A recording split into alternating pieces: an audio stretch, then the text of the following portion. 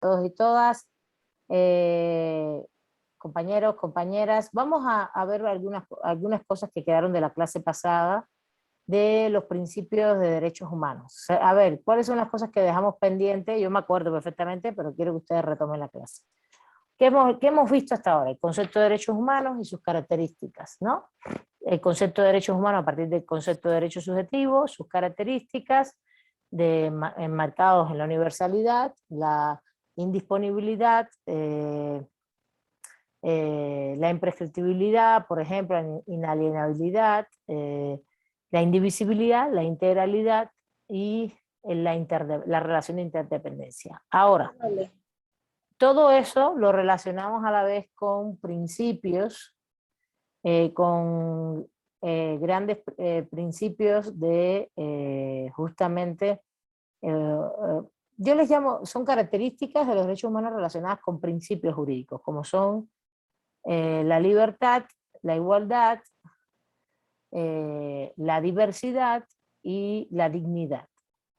A ver, en esencia, lo que tenemos que tener muy claro y claras, de todas maneras yo les voy a dar una clase sobre no discriminación e igualdad, para que lo tengan mucho más claro, pero lo que tenemos que tener muy claro, muy clara, es justamente el factor de que los derechos humanos están fundamentados todos y todas a partir de sus características, que son universalidad, indisponibilidad, indivisibilidad, integralidad y relación de interdependencia, que son las 5 características que yo pongo en mi escrito. Tienen todas esas características fundamentan que la relación de los derechos humanos con la libertad, con la diversidad, con la dignidad y con la igualdad. Y todo esto lo explicamos en la clase pasada, ¿no? Todos somos iguales ante la ley, pero realmente también hay, en la práctica hay mucha desigualdad, y entonces lo que se ha querido es dar cuenta de que aunque todos somos iguales ante la ley, también todos somos diferentes. Y ahí entra en la igualdad con la diversidad. Y en el todos somos diferentes, no es un todos de que yo me llamo Milay y tengo determinadas características, y Adriana Gámez se llama Adriana y tiene otras características, y Martín tiene otras características, y Estela tiene otras, no única y exclusivamente, sino que pertenecemos a grupos específicos. ¿A qué grupos? Grupos que han sido protegidos históricamente, sobre todo en los últimos 30 años. ¿Se escucha bien?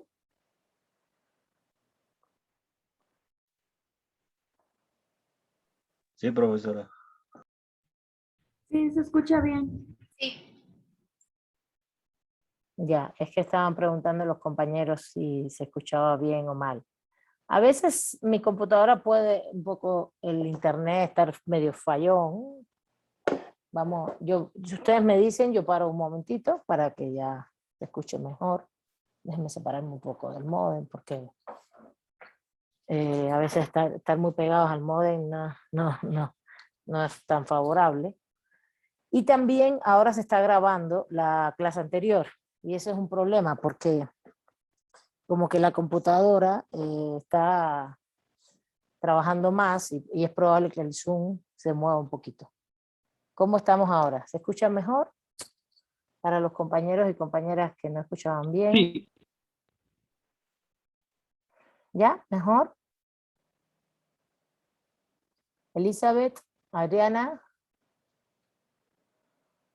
Sí, profesora. Sí, profesora.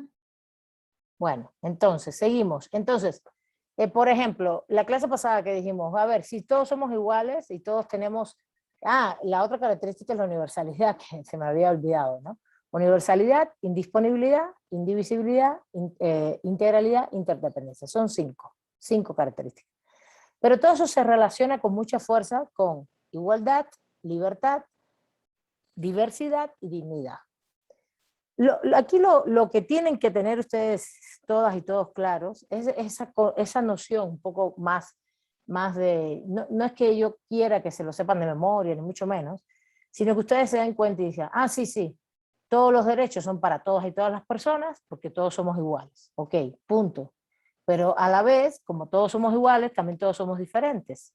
Pero el todos somos diferentes no es solamente una característica individual, porque fíjense, la condición de igualdad está dada porque somos seres humanos, sino que todos somos diferentes en cuanto a que estamos integrando grupos de personas, de grupos sociales que han sido protegidos por el derecho históricamente, lo que nos hace diversos.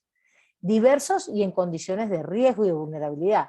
¿Cuáles son esos grupos? Por ejemplo, mujeres, niños y niñas, adultos mayores, migrantes, reclusos y reclusas, como también por acá comentaron, discapacitados, comunidad LGTBIQ+, con todo el ámbito de diversidad sexual, orientación sexual, identidad sexogenérica, lo que querramos. Origen étnico, ¿no? Nuestro origen étnico, ¿dónde somos? Nuestros orígenes nacionales, también, de dónde somos identitariamente y de dónde somos nacionalmente. Nuestras creencias religiosas, ¿no? También nos convierten en determinados grupos. Nuestro origen nacional, nuestro origen étnico y nuestra condición social. ¿Somos pobres o no somos pobres? ¿Tenemos acceso a determinados bienes o no tenemos acceso? Y todas estas condiciones nos protege específicamente, nos hace diversos y justamente hace falta que sean protegidas estos grupos de personas que están en estos grupos. Y no estamos en estos grupos de manera momentánea. Si tú eres discapacitado y naciste con una discapacidad, es permanente tu discapacidad, ¿no? Y, por ejemplo, que la persona nazca ciega o sorda, es permanente esa discapacidad, siempre y cuando, a ver, también se puede dar en tu vida, por un accidente, por alguna enfermedad, etcétera, pero también hay este tipo de condiciones, por ejemplo, que tú nazcas en un país y no nazcas en otro, eso es permanente, eso no hay forma de que tú cambies eso, ¿entiendes?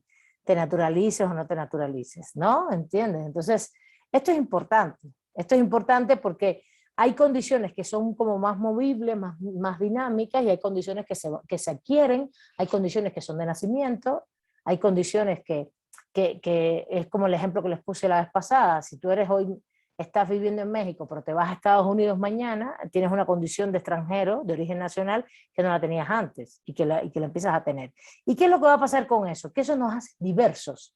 Y en esa diversidad hay una protección especial. En materia de que sí, somos todos y todas iguales universalmente los derechos humanos, pero ahí tenemos una protección especial diversa. Y esa protección especial fundamenta la dignidad de los derechos humanos.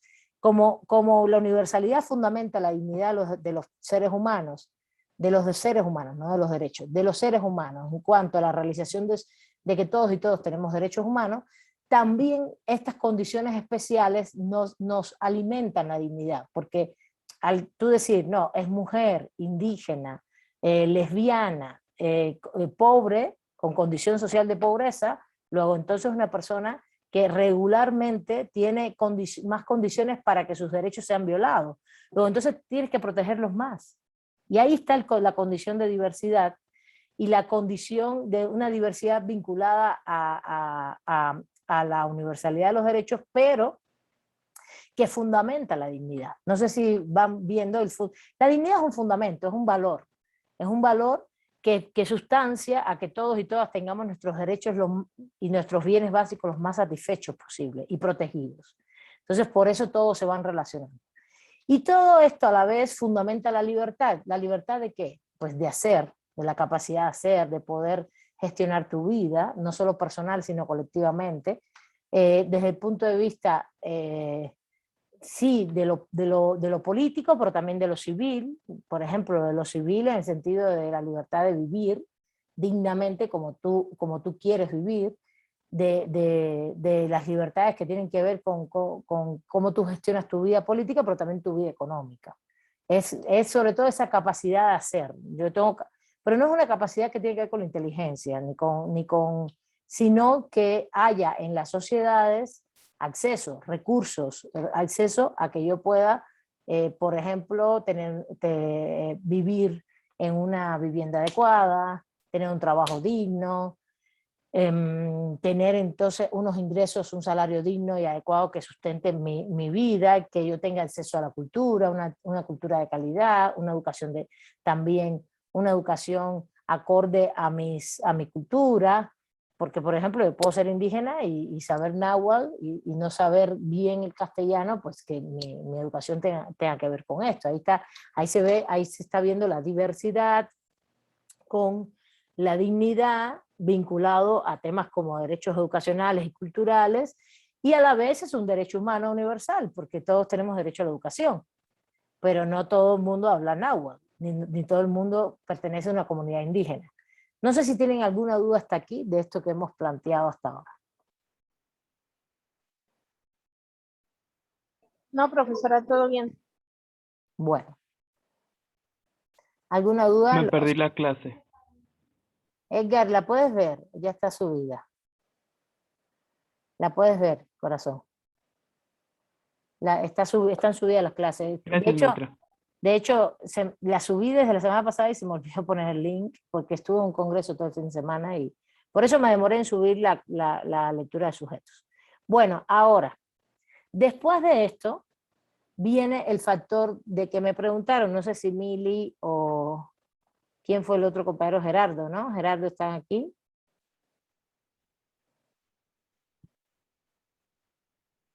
No están, ¿no? Ninguno de los dos. Bueno. No, profesora, Mili no pudo conectarse. No, tampoco la clase pasada que lo explicamos, que lo intenté explicar al final, pero bueno. Yo les expongo el tema, ya ustedes lo verán. El tema de que se preguntó en algún momento sobre qué pasa si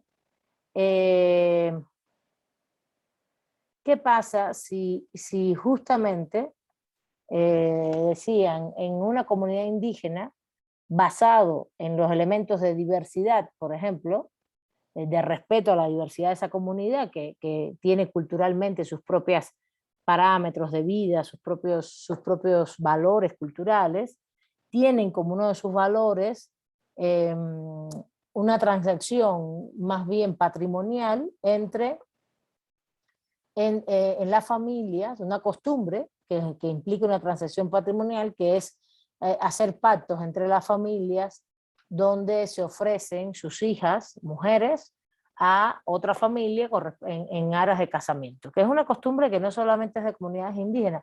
Ustedes dicen compraventa, yo primero pruébenme un poquito de esa compraventa, porque regularmente la costumbre, y es una costumbre milenaria, es ofrecer a los hijos, las hijas, en casamiento, y fíjense, no solo siempre se hace el énfasis a la mujer, pero también está el ofrecimiento, puede haber un ofrecimiento de hijos hombres menores, pero bueno, de la mujer, con respecto a casarse con otra persona y que hay una dote, en este caso una dote.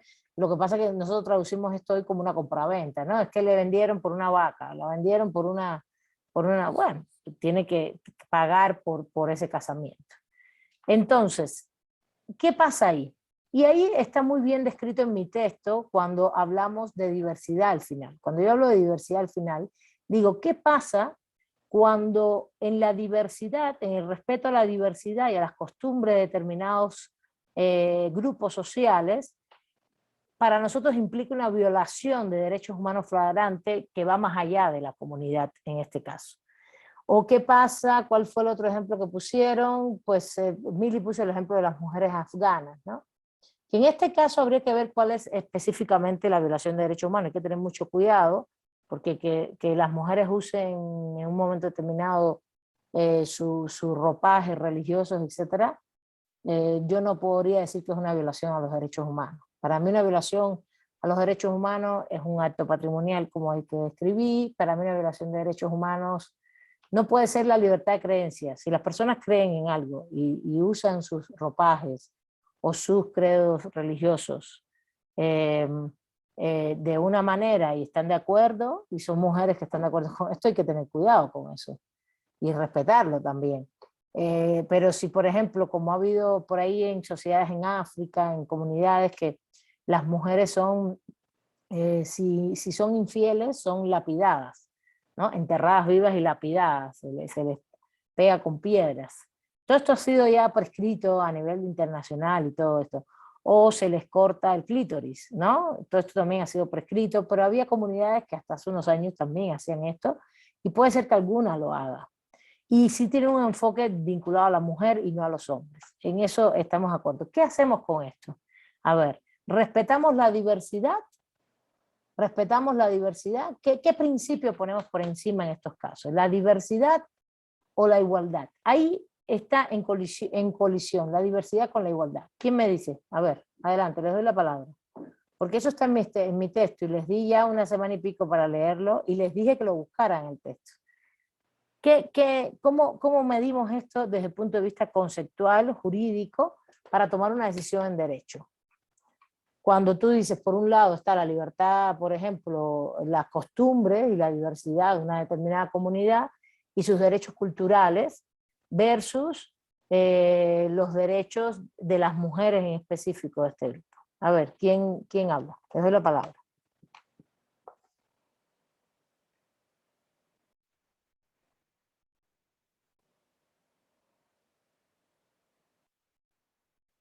Estoy esperando que pidan la palabra y habíamos quedado en que íbamos a trabajar este tema hoy. Y habíamos quedado en que ustedes iban a leer. Un poquito han leído.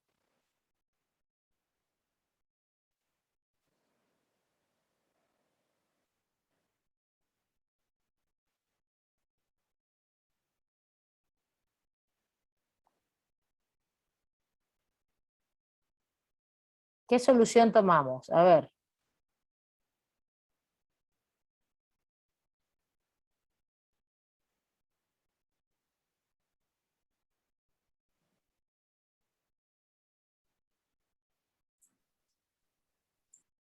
¿Alguien va a participar? ¿Nadie? Yo, profesora, sería por la diversidad, ¿no? Tiene que prevalecer este principio. Es decir, está muy bien que le cortemos el clítoris a las mujeres, que la lapidemos. Eso está bien, entonces. Ese es el principio que prepondera. No, Ah, entonces, eso es lo que estás diciendo. no. Entonces no entendieron la pregunta. ¿Qué prepondera? ¿La diversidad de respeto a los derechos culturales de esas comunidades? Como que la menor de edad sea intercambiada con otra familia para que sea casada y siendo menor incluso por determinados bienes patrimoniales, o que sea, en el caso por ejemplo, de Asia, el Medio Oriente, que sea, si es infiel, que sea lapidada. Eso es la diversidad, en este caso. O preponderan otros valores, otros principios, que en este caso sería el de igualdad. Eso yo lo tengo muy bien explicado en mi texto y se los dije que lo leyeran, ¿eh? Si no lo leen, si no leyeron, pues no van a entender. En el punto de diversidad.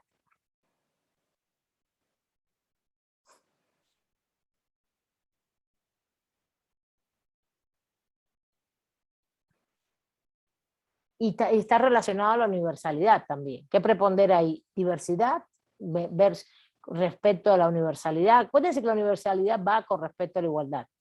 Todos somos seres humanos, luego entonces todas y todas tenemos derechos humanos. Eso es universalidad y está relacionado a la igualdad. ¿Qué prepondera? La igualdad o la diversidad, que es que todos somos grupos diferenciados. La igualdad. La igualdad. ¿Y cómo tú lo aplicarías? ¿Qué aplicarías ahí? Que las mujeres tendrían derechos humanos, luego entonces no puedes agredir a su integridad física, ni podrías también ser objeto de derechos patrimoniales, porque son personas. Por ejemplo, el caso de la chica, de la niña, de la chica y la menor en una comunidad. Entonces, aquí lo digo, miren, página 34. El universalismo es impuesto en nombre de una igualdad formal. Un universal debe ser abstracto, formal, un significante vacío, debido a que cuando se le dota de contenido, deja de ser universal y se vuelve un particular. Y acá dice, le digo, pero ¿cuándo?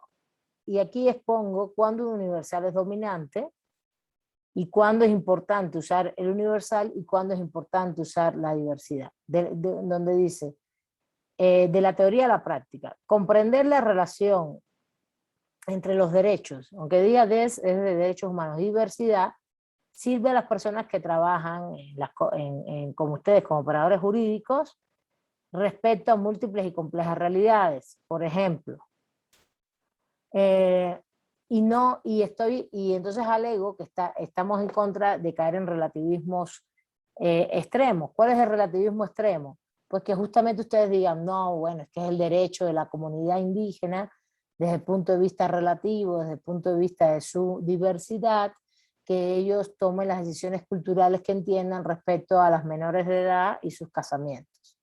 Eso es un relativismo extremo, y ahí yo digo, eso no es lo que debe preponderar. En este caso debe preponderar la igualdad. ¿Cómo se solucionan estos casos? Para irlo más concretamente. La solución de estos casos está dada en este sentido. Cuando una situación que ustedes ven en un caso, como es el caso de las menores de edad en una comunidad siendo objetos de patrimonialización, afectan los derechos de la persona, de la menor, ¿qué es lo que se pondera? Los derechos de la menor o los derechos de la comunidad como diverso, o los derechos de la menor como mujer, como menor de edad a nivel universal. Y ahí es donde decimos, la igualdad está por encima de la diversidad si hay una opresión a la menor, en el caso. O la diversidad está por encima de la igualdad si hay una opresión. Es más vulnerable, ¿no? El tema es la opresión. Cuando la diversidad te genera opresión, te tienes que ir por la universalidad y la igualdad. Y cuando la igualdad te genera opresión, te tienes que ir por la diversidad. ¿Cuáles son las consecuencias que tú generas en las personas en cada caso? Esto es una ponderación de casos. Esto es una medida de interpretación en ponderación para ponderar los casos. ¿Qué tú decides ahí? Los derechos siempre están en tensión. ¿Qué tú decides? ¿Qué es más importante? ¿El derecho de la cultura y de la comunidad y el pueblo indígena o el derecho de la menor? Y claro, evidentemente también está en un grupo específico que es menor de edad, que es mujer y también pertenece a la comunidad. ¿Qué es más importante? Ese derecho a la cultura, que es diverso porque ese no es mi derecho a la cultura, ni el tuyo, es el derecho de esa comunidad. Ellos culturalmente lo ven así. Entonces, por eso es diverso. ¿Qué es lo que es más importante? ¿Ese derecho o el derecho de la menor como persona que está en un grupo vulnerable? Y ahí es donde hay que tener en cuenta el tema de la opresión. Si realmente el resultado de la diversidad, de respetar el derecho de la comunidad, es oprimir a una persona, pues no. Pues tienes que decir, lo que prepondera aquí es la igualdad y los derechos de las niñas y los niños y las mujeres frente a cualquier otra cosa. ¿Sí se entiende? Y evidentemente entra también la categoría de vulnerabilidad. ¿Sí lo entendieron? Por ejemplo, ¿qué es más importante? Que en una comunidad en África específica, el derecho, fíjense, ustedes los ejemplos que pusieron fueron ejemplos de derechos culturales o derechos de libertad religiosa, ¿no? Son derechos que tienen muchos elementos de diversidad intangible. ¿Qué es más importante? ¿Esto o que una persona o un grupo de personas sean oprimidas en un aspecto de su vida muy importante? Pues no. Quitas la diversidad e impones la universalidad y la igualdad de estas personas. ¿La igualdad de quiénes? De ellas como mujeres, o la igualdad de ser humano, que no puede ser objeto de patrimonialización, que sus derechos no son disponibles, por ejemplo, como su libertad de decidir hacer una familia con quien desee, que es un derecho humano, de hecho, derecho a hacer una familia. No sé si lo están entendiendo. Si me pueden rebotar algún diálogo con respecto a lo que he planteado. Sí, profesora. Digamos que el derecho a la vida debe de prevalecer ante cualquier derecho cultural, ¿no? Digamos, así como pone los ejemplos, digamos, el derecho a la expresión o a la cultura, digamos, o religioso, no podemos ponerlo la misma jerarquía que el derecho a la vida, ¿no? Como personas. No, las palabras que estás usando van contra los propios derechos humanos. Uno, no es un tema de jerarquía, es un tema de ponderación. De ponderación donde tú vas decidiendo, en el caso, qué deberías tú decidir como operador jurídico, ¿no? ¿Qué es lo que debe primar? Si hay opresión, quitas la opresión y debe primar el derecho, los derechos humanos, ¿no? No estás diciendo, yo no he dicho en ningún momento que el derecho a la vida está por encima de los derechos culturales. Incluso el derecho a la vida es un derecho macro, matria, vamos a decir, es general. Y no estamos hablando de la vida, vamos a hablar del caso solamente de Chiapas, por ejemplo, de Chiapas, de Oaxaca, de una chica, una menor de edad, que más bien lo que le están es obligando a decidir sobre con quién hacer una familia. No están matándola, nadie la está matando. Vamos a dejar los casos del Oriente Medio, porque Mili no vino, y yo no sé a qué se refería ella. Vamos a hablar de esto. No estamos hablando de la vida, estamos hablando del derecho a decidir de cómo tú formas una familia. Entonces, yo no estoy hablando de jerarquías de derecho, estamos hablando de decisiones con respecto a cómo tú ponderas o cómo tú decides en un momento determinado, en los casos, respecto a quién le das la razón en los derechos, ¿no? A quién tiene la razón argumentativa de ponderación, y no es jerarquía de derechos, no, para nada. A ver si lo van entendiendo. Es una decisión de ponderación argumentativa donde tú dices, a ver, si este caso se me está generando una situación de opresión sobre una persona que estoy viendo que es una menor de edad, mujer, donde no le están dejando su derecho a la libre decisión de formar familia, incluso la persona no, aquí hay que tener cuidado, porque si estamos ante un caso es porque hay un conflicto, y es porque lo demandaron. Ustedes dirán, bueno, pero si nadie lo demanda, bueno, si nadie lo demanda habría que ver realmente si hay litis, ¿sí se entiende? Ustedes son juristas, ustedes o van a ser juristas, van a resolver casos, o van a demandar, o van a defender a personas, y van a resolver problemas. Entonces, la solución que yo estoy dando tiene que ver con una litis, no tiene que ver con una supuesta elucubración filosófica. De, ay, ¿qué hago? Bueno, y te estoy dando un resultado incluso de fundamento teórico filosófico. Si hay opresión, se va la desigualdad.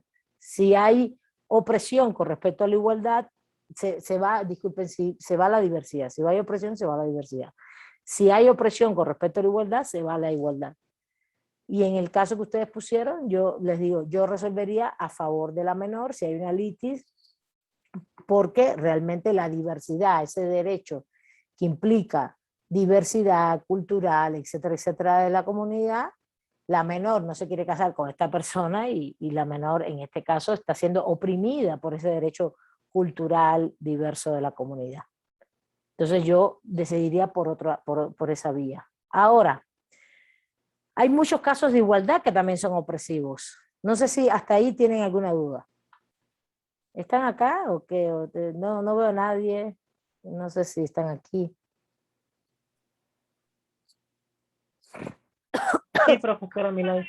Sí, profesora, aquí estamos. Estamos aquí. A ver, María Los Ángeles. Gracias. Pues es que también contradice derechos constitucionales, porque el derecho a la familia está reconocido en la Constitución. Entonces, por un lado, por ser derecho humano y de libre desarrollo, pero también, digo, si la menor pide una defensa legal, pues podría también argumentarse ese derecho constitucional que se le está negando al momento de obligarla a casarse con una persona con la que no quiere iniciar su familia, ¿no? Y también está en los pactos, no solo está en la Constitución. Está el derecho a formar una familia, está en el pacto, en los pactos interamericanos, por ejemplo, y está en los pactos internacionales. Es un derecho humano. Está reconocido dentro de los DESC, Derechos Económicos, Sociales y Culturales, como un derecho social. El derecho a formar una familia con quien tú estimes pertinente. Y la familia que tú entiendas, incluso. De hecho, es un derecho muy interesante porque incluiría el matrimonio igualitario, incluiría esta cosa del concepto de las familias, ¿no? La familia que tú entiendas y como tú lo entiendas. Pero yo estoy dando exactamente una solución a un caso. No estoy diciendo que un derecho está por encima de otro, porque si tú tomas ese parámetro de un derecho por encima de otro, Renata, como principio, pues te vas a tronar en todos los casos. No hay ningún derecho por encima de otro. Los derechos siempre colisionan. Los derechos siempre están en tensión, se llama. Tensión, colisión. Los derechos humanos siempre están en tensión y en colisión. Ningún derecho, aunque nosotros digamos que ay, sí, todos somos iguales, sí, todos los derechos están ahí humanos, no sé qué, siempre hay en materia de derechos tensiones y colisiones. Profesora, entonces, ¿se refiere a la ponderación como el valor que le tenemos que dar a uno sobre otro? Exactamente. La ponderación es un ámbito de argumentación para tú resolver un caso y tú lo que vas a decir es, si hay opresión, tú vas a usar la categoría de opresión. Si hay opresión, con respecto al caso que hemos mencionado, que es derechos culturales de una comunidad específica, étnica, da lo mismo cuál, étnica, respecto al derecho de la menor a formar la familia que quiere, que el derecho de la menor a formar una familia como ella estime pertinente, porque es un derecho que tenemos todos y todas. Tú dices, ¿dónde hay opresión? Hay mayor opresión si tú dejas que prime el derecho cultural ahí. Y la diversidad, y decir, no, sí, la tienen que vender. Incluso esto, fíjate, hay muchas más colisiones aquí. Aquí hay una colisión con la menor que es menor de edad, con la menor que es mujer. Pero además hay una colisión con el derecho a formar la familia, pero también hay una colisión con el tema patrimonial. Los derechos no son patrimoniales. Los derechos humanos no son patrimoniales. Entonces hay una patrimonialización del derecho. Entonces todo eso existe. Entonces tú dices, ¿qué está pasando acá? Pues aquí hay una opresión contra las personas y hay una litis. Tiene que haber una litis siempre. Litis. Casos. Si no, no tiene sentido que hablemos de esto. Hablar de esto en abstracto no tiene ningún sentido. En materia de derechos humanos está muy bonito que veamos, sí, sujetos, esto, lo otro, pero a la hora de la verdad son los casos y ahí es donde uno tiene que resolver de otra manera, siempre. Y siempre vamos a encontrar colisiones de los derechos, colisiones, tensiones entre los derechos humanos. ¿Está bien? Entonces es justo lo que decías ahí, Renata, ¿no? Entonces, ¿qué hago? Ponderación, que es argumentación. Digo, donde hay opresión, quito, entonces en este caso el valor diversidad es el que me está generando opresión, el principio de la diversidad. Justamente decir que la diversidad es muy importante en los derechos humanos en estos momentos, fíjate, aquí es la diversidad lo que te está diciendo, porque esos derechos culturales no son universales, son de ese grupo específicamente, ¿no? Ese valor me está generando presión. Entonces yo me voy por aquí, por la igualdad. ¿Qué cosa es la igualdad? Pues que todos somos seres humanos, que tenemos derecho como menores, como mujeres, menor, mujer, a que se respeten las decisiones de uno y que mis derechos no son patrimoniales. Estos sí son principios universales, ¿no? En igualdad, de que todos somos iguales. Y eso es lo que yo haría. Pero puede haber otros casos donde quien se genere la opresión sea la igualdad. Y ahí es donde yo digo, me voy hacia la diversidad. A ver, ¿hasta ahí se entendió? Porque quiero poner otro caso que sea al revés. ¿Hasta ahí se entendió? Sí, profesora. A ver, Sí, profesora. si quieren comentar, levanten la mano y adelante, tomen la palabra. Si les parece bien o si quieren comentar algo. Muy bien, Renata, muchas gracias porque justamente lo que pones me da más margen para explicar cosas. Lo que quieren comentar, no importa que haya equivocaciones, porque justamente eso es lo que me da margen para explicarles más cosas.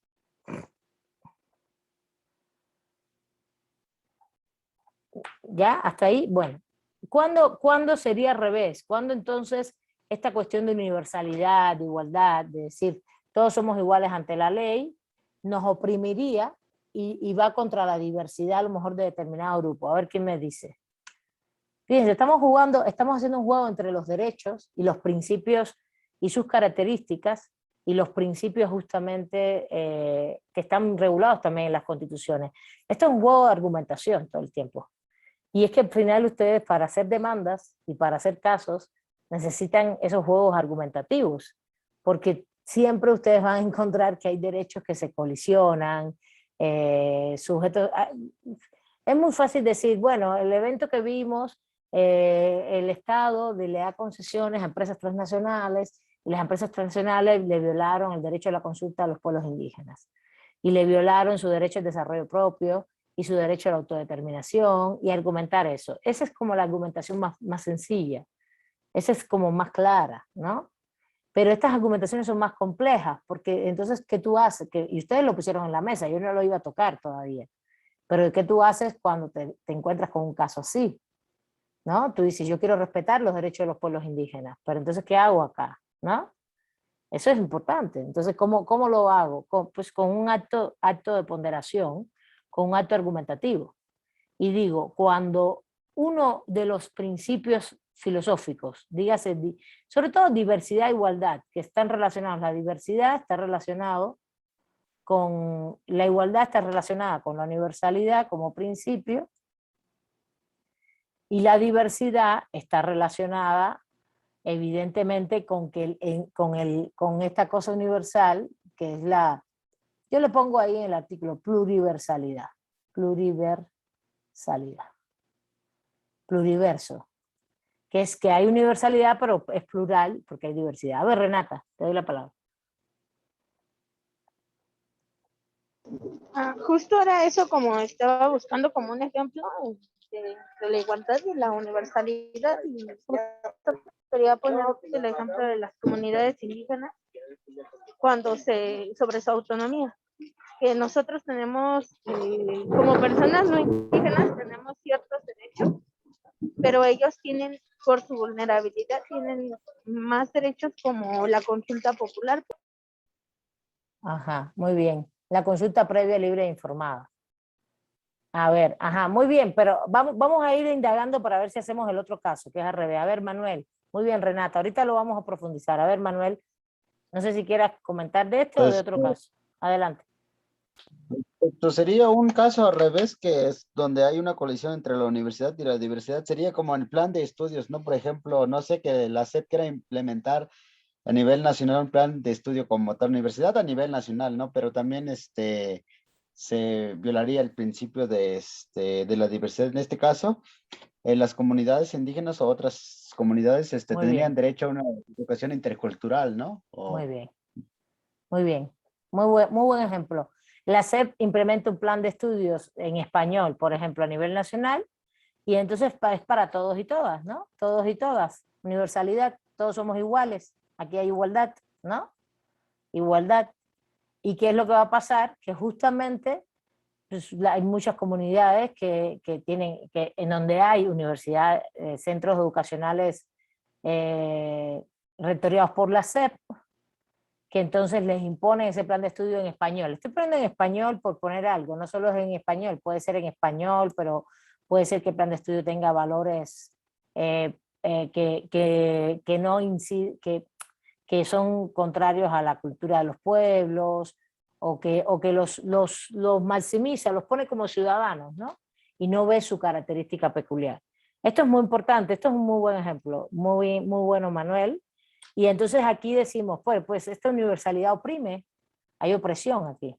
Entonces nos vamos, esta igualdad oprime, nos vamos por el argumento de la diversidad. La diversidad es la solución para decir, ese programa no puedes de ninguna manera ponerlo de esta manera, de diversidad del plan de estudio, vamos a ponerlo así. En cuanto a lenguas, valores culturales, por ejemplo, por poner un ejemplo, ¿no? Y esa sería la solución. Y ahí el acto de ponderación es que la igualdad nos está generando una opresión. Nos vamos entonces por la diversidad. Muy bien, Manuel. A ver, María Los Ángeles.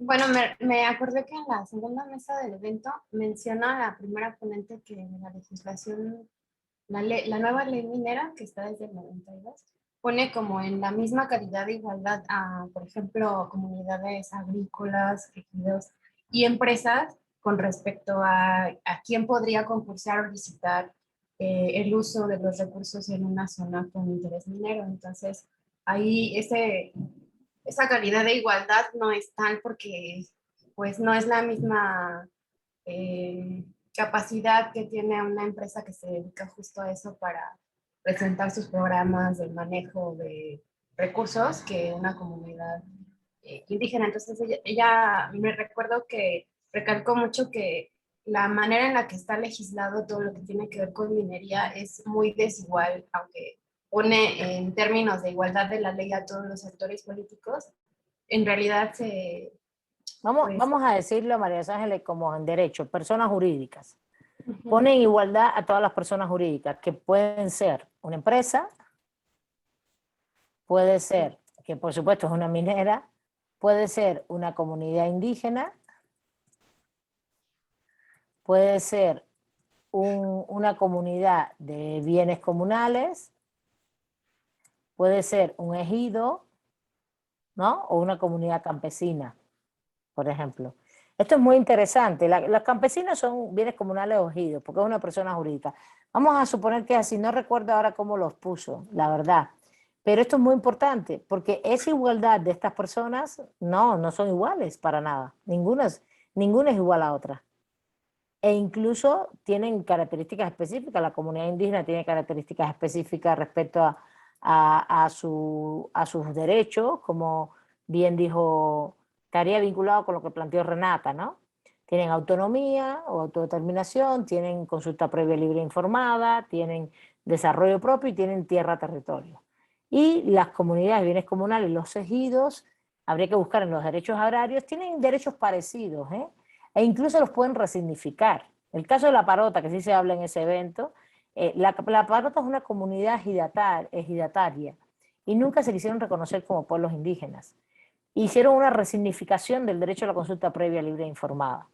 Hicieron una asamblea, ellos hicieron unas asambleas muy interesantes, porque lo que hicieron en la asamblea, yo dirigí incluso una tesis de maestría sobre eso, de una compañera que trabajó allí con investigación participativa, de una ONG, y entonces lo que hicieron fue, ellos dijeron, nosotros no somos indígenas, ni nos vamos a considerar indígenas, no vamos a decir que lo somos, ni, la famosa consideración de la autoadscripción esta que se plantea a nivel de legislación y que es muy criticada, pero bueno, la autoadscripción no es otra cosa que la comunidad diga, yo soy un pueblo indígena, ¿no? Porque tengo esta historia, porque tenemos aquí, porque tenemos una historia cultural común, una historia de un asentamiento en este espacio, de vida, económico, político, cultural, religioso, todo.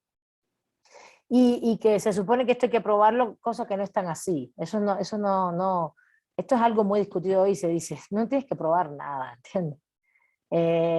Pero bueno, está establecido así en las legislaciones a nivel internacional, ¿eh? La famosa autoadscripción. Y es como comunidad y tiene un devenir histórico, político, social, jurídico, bla, bla, bla, bla, cultural. Entonces, ¿qué hizo la Parota? No, nosotros no somos indígenas, punto, pero nosotros sí tenemos el derecho como comunidad ejidal a hacer nuestras asambleas. Y no eran asambleas ejidales, porque las asambleas ejidales en la Parota ya se habían hecho y fueron manipuladas. Ese fue el problema, que las asambleas ellos se las habían hecho, les habían traído gente a las asambleas, les cargaron con gente, se las metieron en las asambleas y votaron a favor de la presa. Fue tremendo eso, fue tremendo eso. Y eso fue un enfrentamiento muy fuerte ahí en esa época.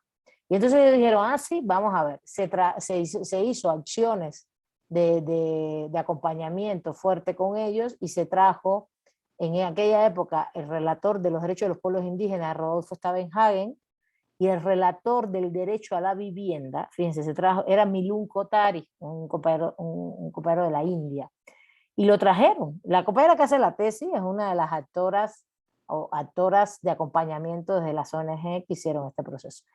Hicieron y trajeron a los relatores para que vieran todo lo que estaba pasando allí, y previo a traer a los relatores, ellos hicieron sus propias asambleas y ya no le denominaron ejidales, sino les denominaron asambleas de consulta previa, libre e informada, aunque no sean indígenas. Resignificaron el derecho completamente, le dieron otro significado y dijeron, no somos indígenas, hicimos la asamblea y estamos votando los que somos de la comunidad diciendo que no queremos la presa. Entonces se trajeron a los relatores, les explicaron esto y salió en la prensa, no sé qué, y eso fue muy fuerte así para el Estado, creo que fue con Calderón, si mal no recuerdo, y pararon la presa. Previo, aquí iba a entrar Calderón, una cosa así, o estaba entrando. Y entonces lo quitaron de todos los presupuestos, la presa de la Parota. ¿No? Y hoy está dicho que no se va a hacer, pero siempre están latentes estas cosas y cuando los gobiernos, ¿no?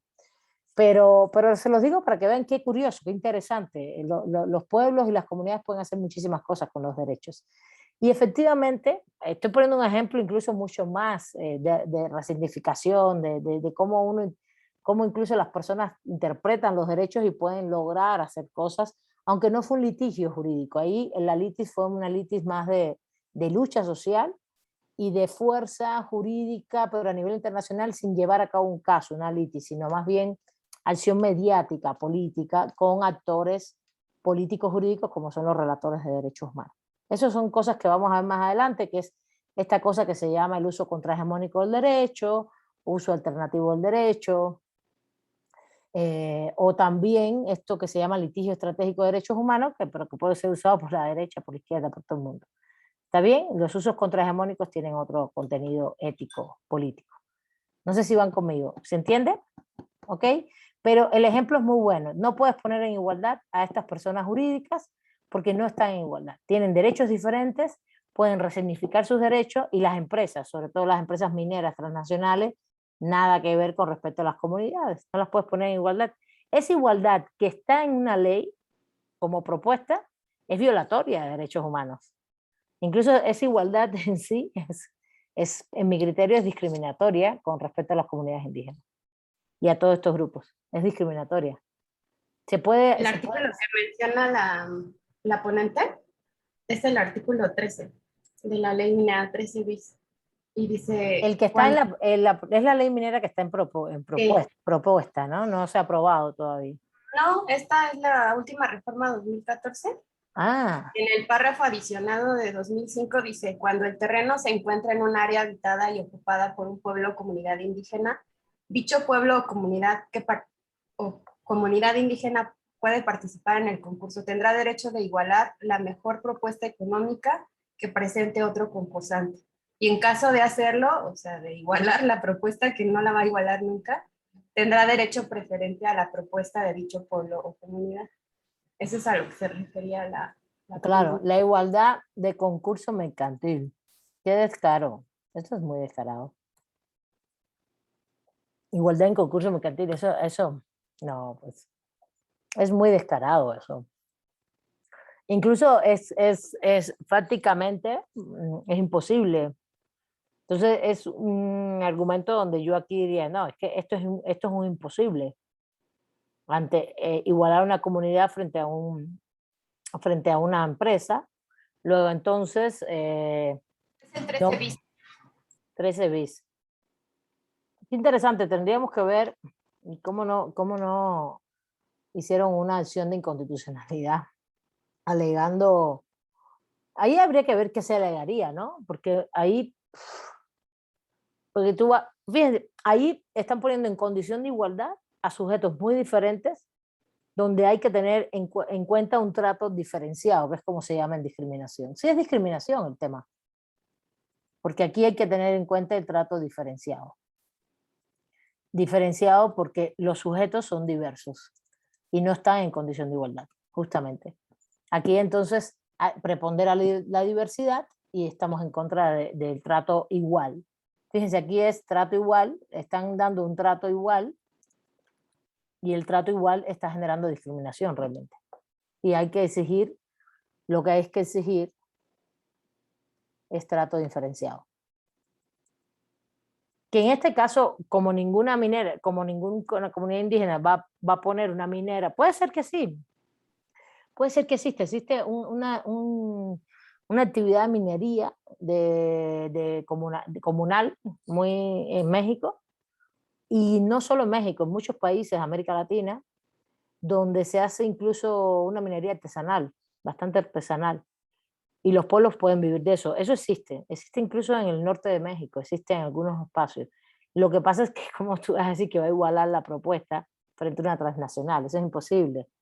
Pero lo que sí podría decirse es, no, perdón, pero la minera tiene, lo que pasa es que realmente ahí es, las comunidades indígenas tienen el derecho de uso preferente de sus recursos, y si ellas deciden que ellas son las que van a hacer la explotación de sus recursos naturales con una minería artesanal, con sus recursos, como ellos quieran hacerle, además incluso ese tipo de minería artesanal regularmente de pueblos, tienen en cuenta no contaminar igual, contaminar menos, una extracción de minerales en menos proporción, que implica que sus minerales sirvan para que la comunidad esté bien económicamente, pero no para generar capital, ¿no? Entonces, son otras condiciones, y ahí es donde hay que decir que tienen, y ese es desarrollo propio de los pueblos indígenas, uso preferente de sus recursos naturales. Ellos tienen uso preferente, y ya, y punto. Y no puedes igualarlos de ninguna manera. A ver, María Los Ángeles.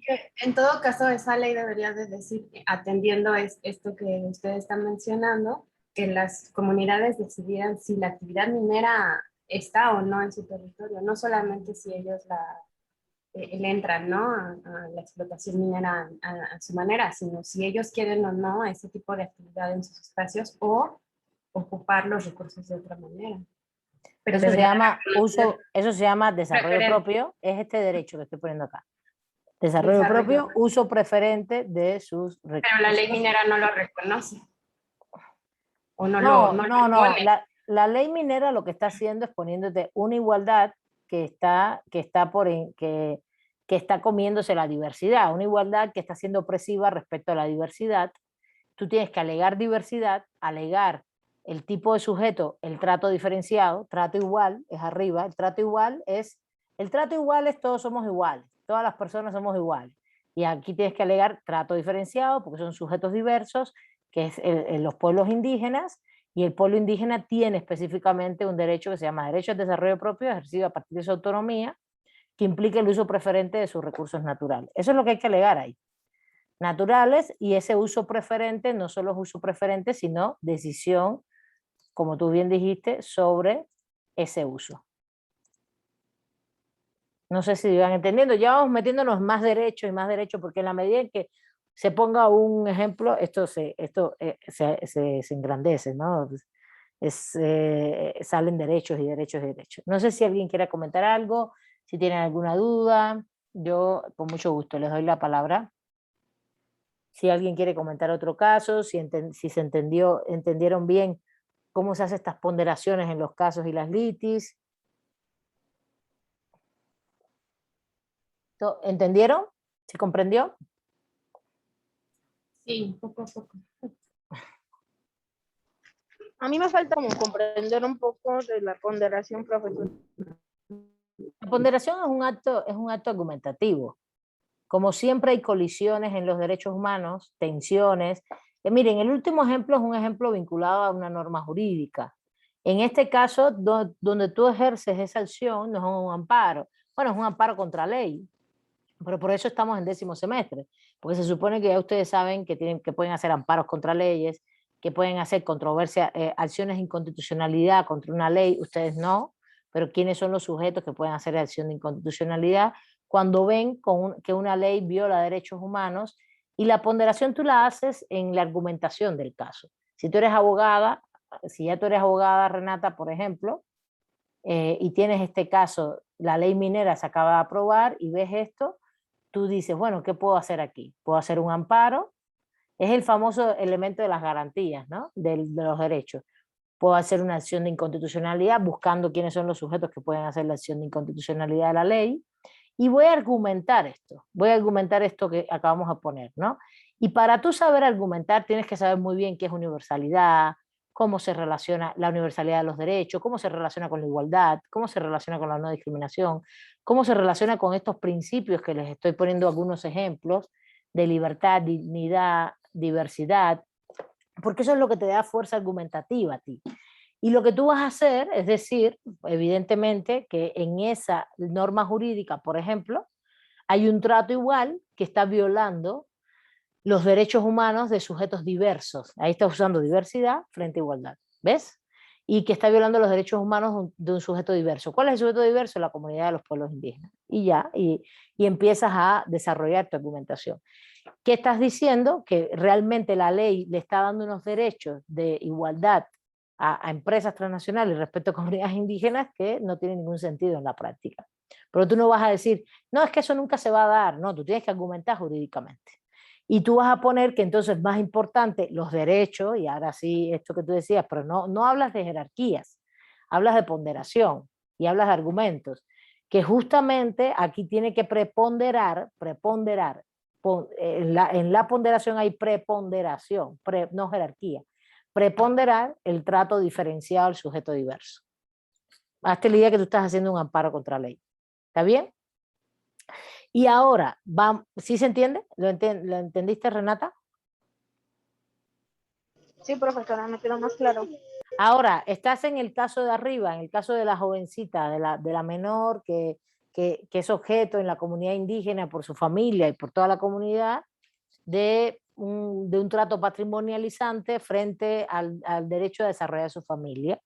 Y tienes el caso y te ponen el caso, tú acompañas y tú trabajas en una ONG de mujeres que tienen que ver con mujeres y llega el caso y dice, ¿cómo podemos acompañar a esta menor o incluso frente a su familia misma que le está dando este trato patrimonial y frente a la propia comunidad?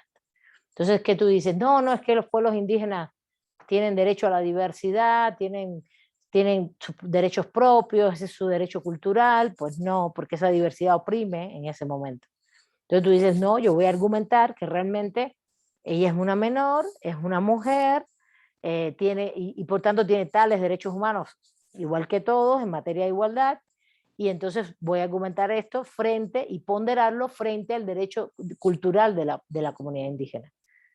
Por eso, es ponderarlo, es de hacer una ponderación que implique preponderar algo, preponderar en el argumento frente a otros derechos.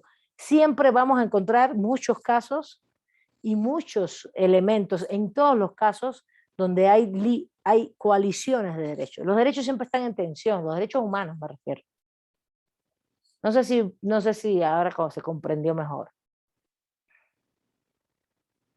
También léanse los textos. Los textos tienen muchos argumentos filosóficos, ¿verdad? Pero es pensar, el argumento es para que tú puedas usarlo después en los casos. Pero por eso la clase es para poder aterrizar esto. ¿Alguna duda? ¿Seguimos?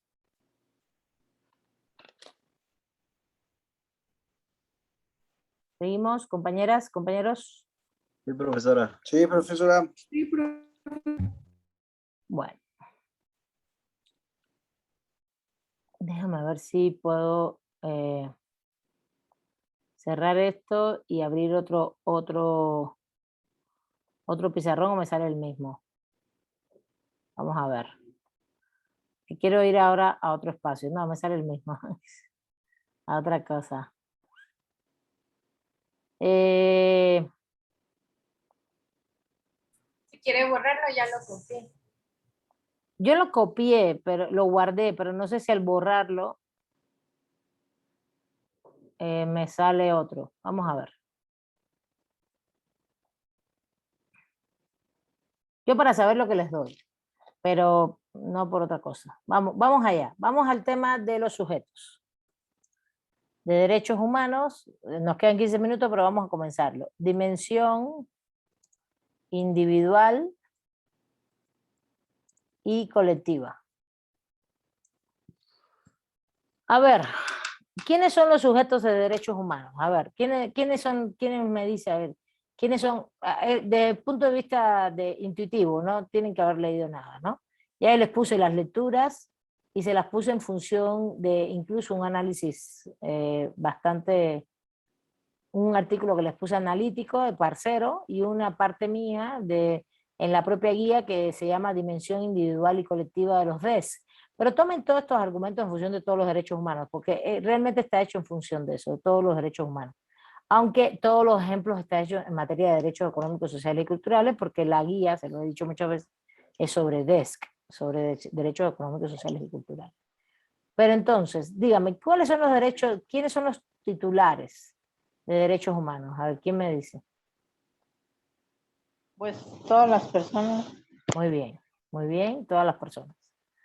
Todas las personas, pero ¿qué personas? A ver, dice aquí como sujetos personas. ¿Qué personas? Personas como quiénes.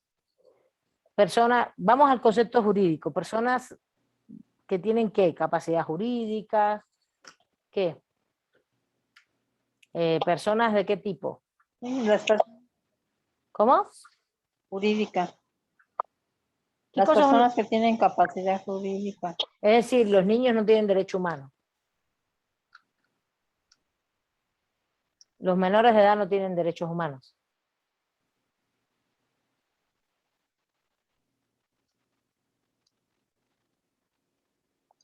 A ver, cuando hablamos de personas, hablamos de personas físicas, exacto. Dice César, personas físicas con capacidad jurídica. A ver, cuando hablamos de personas, ¿hablamos de seres humanos o de qué estamos hablando? A ver, empecemos desde ahí. Si ustedes hablan de personas, tienen que especificar qué tipo de personas. Por aquí me dicen personas físicas con capacidad jurídica. Bueno, si son personas físicas con capacidad jurídica, según las normas jurídicas, yo me pregunto si los niños y las niñas entran ahí. Dice Sí, sí César, entra. bueno, primero seres humanos. A ver, sí, dime. Entonces, primero seres humanos, ¿ok? Seres humanos que se convierten en personas. Si hablamos de derecho, el concepto de personas está bien usado. Personas, y podríamos entonces empezar a hablar que estas personas implicarían a los seres humanos y después de los seres humanos, podríamos hacerlo al revés, ¿no? Seres humanos en general, ¿no? Seres humanos en general, ¿no? Y desde que naces, desde el nacimiento hasta la muerte. Pero fíjense, ahí empiezan las discusiones. Bueno, pero entonces la persona que es el no nato, ¿tiene derechos o no tiene derechos? Después de la muerte, ¿sigue el derecho ejerciéndose? ¿No se sigue, la persona sigue teniendo derechos o no tiene derechos? ¿Qué tipo de muerte se considera? ¿Si física o solamente cerebral? ¿Ven? Empiezan a surgir problemas, por ejemplo. El problema del no nato, del neonato concebido, el neonato, no nacido, concebido, ¿no? O el no nacido, concebido, y también de la persona que en un momento determinado tenga muerte cerebral, por ejemplo, y esté conectado a máquinas y esté viva, ¿no? Ahí tenemos dos situaciones específicas que tienen que ver con el aborto y la eutanasia, ¿está bien? Pero, ok, vamos a sustraernos un poquito de esas condiciones excepcionales y vamos a decir los seres humanos, ¿desde dónde? ¿Desde cuándo?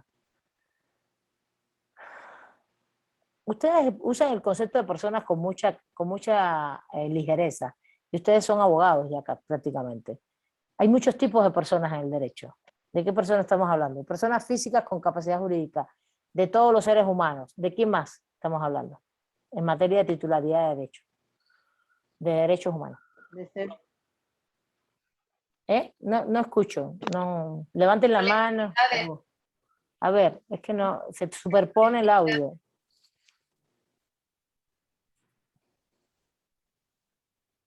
Pueden volver a ver, María Los Ángeles.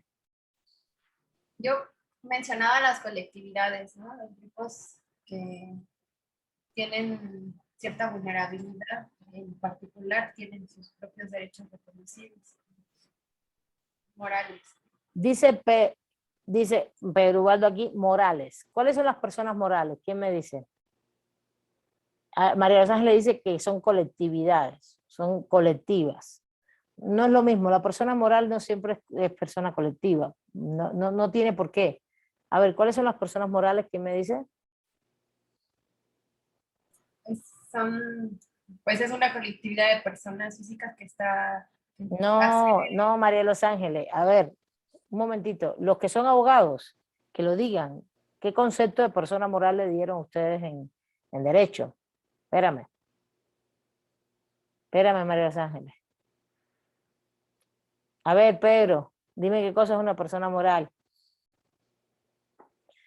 Que la verdad, estar en 10º semestre y si no tenemos claro estos, que están representadas por qué, por quién, cómo. Es con una entidad jurídica constituida, ¿no? Por ciertas personas a través de ciertos requisitos, en este caso de leyes. Cuando hablamos de personas morales, hablaríamos, por ejemplo, de empresas, de sociedades. Ok. que se realiza con un objetivo, ¿no? Sí, ajá, sí, constituida con ciertos requisitos. Evidentemente tiene que ser más de una persona, tiene que tener objetivos, tiene que tener, se llama objeto social, etcétera, etcétera. Ahora, Manuel, mi pregunta es, porque ustedes le llaman morales, a mí yo prefiero usar el concepto de persona jurídica. Me parece más universal desde el punto de vista del mundo, ¿no? De la globalidad. Personas jurídicas que evidentemente se constituyen, ¿no? Con ciertos requisitos. Estoy de acuerdo, Manuel. Ahora, ¿para ti solamente podrían ser entidades comerciales constituidas? Te pregunto, ¿cómo lo ves? No exactamente. No, yo digo que no. Ahí, por ejemplo, yo tenía una duda. Cuando dijeron personas morales o colectivas, mencionaban, que ya vimos que es diferente. Estaba pensando, por ejemplo, en los ejidos, ¿no? Exactamente, es que el tema de la colectividad es un rasgo, no es un Sí. requisito exactamente, es un No, rasgo. entonces no se limita solo a los fines comerciales, ¿no? Exactamente, estoy de acuerdo contigo. Persona jurídica, entidad jurídica constituida con ciertos requisitos. Vamos a ponerlo así muy general. Y sí, tiene una característica de colectividad, evidentemente. Colectividad porque no es una sola persona. Si fuera una sola persona, serías Manuel o María Los Ángeles o Ariana o Milay o Martín, ¿no? Que somos las personas físicas. Entonces, sí distingo y pongo seres humanos acá, seres humanos los pongo aquí, de manera general, con esta distinción que comentamos de que estamos dejando un poquito a un lado el debate de aborto y eutanasia, ¿no? Que lo podemos abordar en algún momento, no hay ningún problema. Lo que pasa es que quiero que entendamos un poquito esto, porque si no empezamos por aquí, estamos no nos damos cuenta. Estamos hablando del sujeto, de la subjetividad del derecho. El derecho no está... el derecho no está en el aire. El derecho los derechos humanos están adscritos a sujetos, a seres humanos supuestamente, pero fíjense, aquí vamos a tocar otros temas, y ahorita ya les puse 2 lecturas, y después les voy a poner una tesis jurisprudencial, unas tesis para que vean lo que dice la Suprema Corte de esto, y la Suprema Corte lo que dice es son barbaridades, muy fuertes. Sí, busca un fin común. Aquí dice César que no existen físicamente. Claro, una persona jurídica, el Estado es una persona jurídica, por ejemplo, no existe físicamente, no es una cosa, es una cosa construida jurídicamente. Estoy de acuerdo. El Estado, las empresas pueden ser personas jurídicas, los ejidos, como dice Manuel, las sociedades de bienes comunales, cualquier entidad empresarial, comercial, mercantil, es una persona jurídica.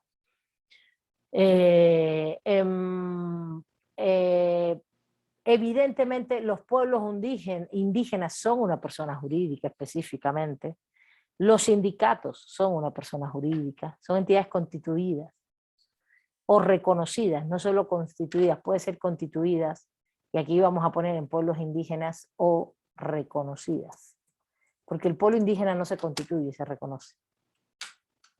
¿Se entiende? El sindicato se constituye, el pueblo indígena se reconoce. ¿Está bien? Entonces, dime María de los Ángeles, que ya vamos cerrando. Dime. Muy bien, aquí Samuel dice los sindicatos, muy bien.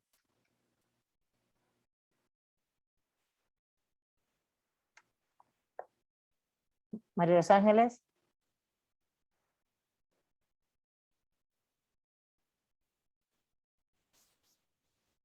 Sí, aquí está. Que tienes levantada la mano, por eso te estoy preguntando. Ay, no, ahorita la bajo, es que no veo la pantalla. Muy bien, Estela, asociaciones, sindicatos, exactamente.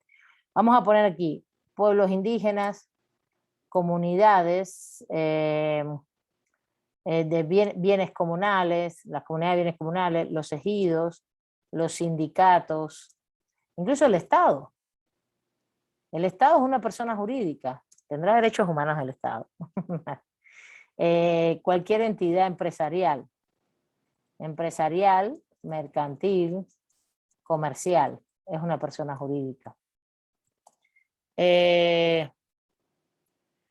Sí, se rigen por leyes, por escritura constitutiva y sus estatutos, pero fíjate, esas son las entidades sobre todo que se constituyen, por eso puse aquí, constituida o reconocida. ¿Por qué? Porque el Estado sí se constituye, por ejemplo, ¿cuándo se constituyó el Estado mexicano? En el siglo XIX, con la Constitución de 1824. Y 1814 primero, que no llegó a regir, y la del 24. Ese acto es un acto de constitución. Pero una comunidad indígena no se constituye, se reconoce. Por poner, entonces, estoy aquí hablando pueblos indígenas, bienes comunales, estos sí se constituyen, los ejidos también se constituyen, los sindicatos, los del Estado, las entidades empresariales, mercantiles, comerciales, las universidades, por supuesto, exactamente un organismo autónomo. Un organismo autónomo, muy bien, Samuel. Sí, porque justamente un organismo público autónomo, vamos a ponerlo así, público que autónomo. Porque si vas, hay algunos que tú dices, esto es Estado, pero las universidades que son autónomas y públicas son constituidas, sí, por el Estado, pero son públicas, autónomas, pero no puedes decir que son estatales, ¿no? De hecho, su constitución es pública autónoma, como las universidades. Muy bien, muy bien. A ver, ya se va a acabar la clase, nos quedan 2 minutos. Lean ahí, tenemos varios puntos que ver acá. Nos vamos a poner como dos o 3 clases por acá. Vamos a 2 clases, el miércoles y el lunes. Les voy a explicar por qué. Vamos a ver ahora. A partir de esto que están viendo acá, vamos a ver lo siguiente. Vamos a ver. 1. Estos seres humanos, ¿dónde empiezan y terminan? No me voy a meter en el derecho a la vida, el derecho a la muerte digna y eso, pero los seres humanos, nacimiento, muerte, ahí de manera general, pero ¿qué derechos tienen esos seres humanos? Después, ¿qué derechos tienen las personas físicas con capacidad jurídica? Porque es que hay derechos humanos que no los tienen los seres humanos en su nacimiento, ni en su vida. Y hay derechos humanos que sí solamente los tienen las personas físicas con capacidad jurídica. Y después, si hay derechos humanos en estas personas jurídicas y cuáles son. ¿Está bien? Entonces, vamos a ver esto y vamos a ver este punto también. Vamos a ir dilucidando que hay dimensiones individuales y colectivas de los derechos humanos. A ver. Dimensiones individuales y colectivas de los derechos humanos, y hay sujetos individuales y sujetos colectivos de derechos humanos. Y son 3 cosas diferentes, ¿vale? ¿Va? Para ver la subjetividad de los derechos humanos. ¿Está bien? Vayan pasando lista que ya sacó la clase. Vayan leyendo los textos, les voy a subir unas jurisprudencias también para que vean lo que dice la Suprema Corte. Y, a ver, no nos da tiempo ni es interés de la clase, porque a mí me interesa que una vez que tengamos el piso común nos metamos a los casos y sigamos debatiendo a casos, pero podemos también buscar un caso que tenga que ver con aborto, con temas de muerte digna y todo esto para hacer debates más peculiares, pero pero bueno, para que vayamos viendo cómo está este asunto. ¿Está bien? Pero es muy importante, no solamente necesitamos saber qué son los derechos humanos, después cuáles son sus características, sus relaciones con principios, pero entonces ya estamos en el tercer punto, que es cuáles son los sujetos que tienen esos derechos y cómo los pueden ejercer. Bueno, sobre todo qué sujetos tienen estos derechos, ¿no? Después el ejercicio ya tiene que ver con garantías y obligaciones. ¿Sí van comprendiendo o aquí vamos?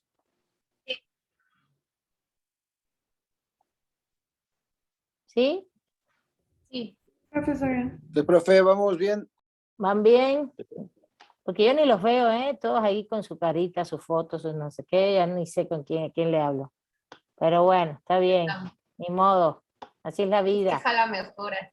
Sí, no, está bien, ya no tiene, pero de pronto para verles un poquito acá. Gracias, César. Bueno, pasen lista y nos vemos el miércoles. Gracias a todos y todas. Lean las lecturitas, Gracias, ¿no? profesora. Gracias, profesora. Buenas noches. Sí, lean las lecturitas Sí, profesora. y seguimos dialogando el próximo miércoles. Vale. Sí, muchas gracias. Buenas noches, Sí, profesora. gracias, profesora. Buenas Hasta luego. noches, Buenas cuídense noches. mucho.